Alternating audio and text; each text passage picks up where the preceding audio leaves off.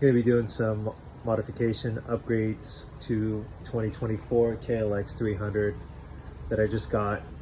As you can see, these foot pegs are quite honestly just not large enough. So we're gonna be upgrading those today. Also, this is your engine protection.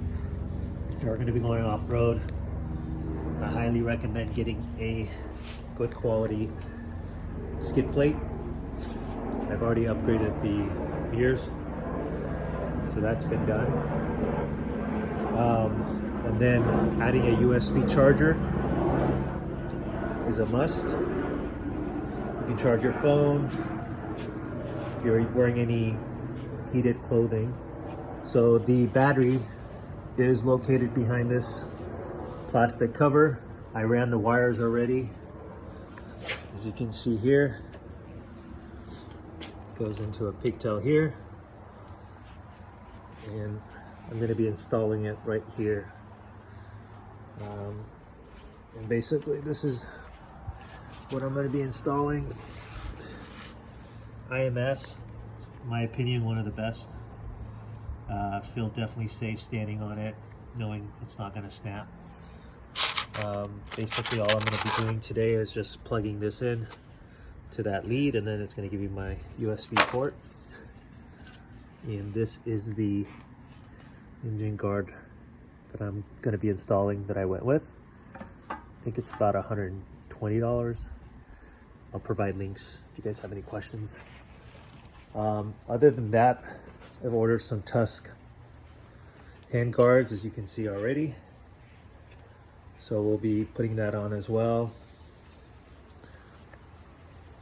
in the next few days. So I will update this video once everything is installed. Again, this is a 2024 KLX300.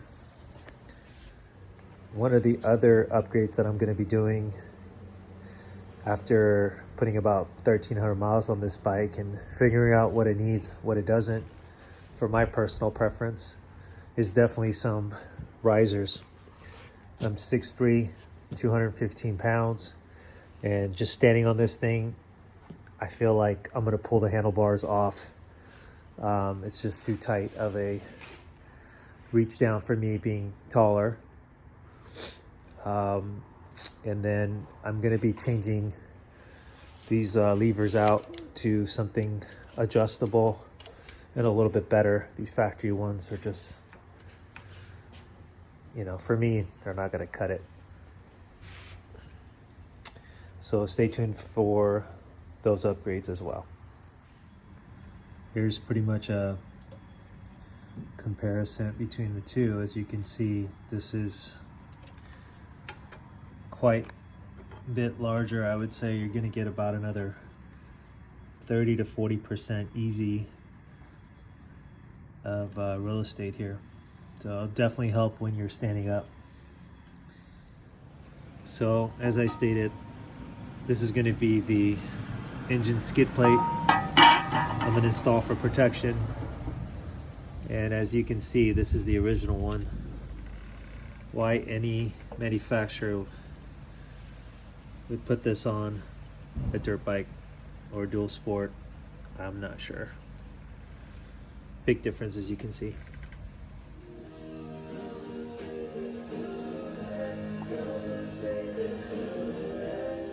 All right, skid plate installed.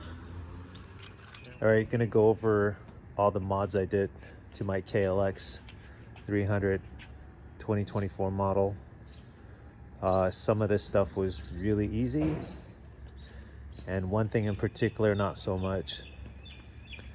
So starting from the back, I haven't got the license plate eliminator yet. I'm still debating, but I did cut the extra piece that hangs out right here.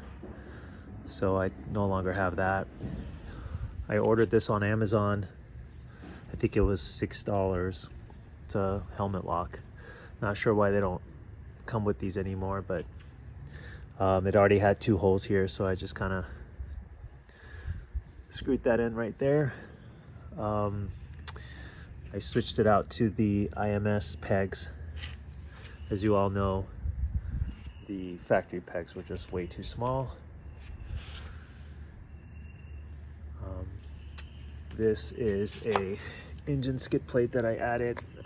The one that comes factory is pretty useless if you're going to do any off-roading at all.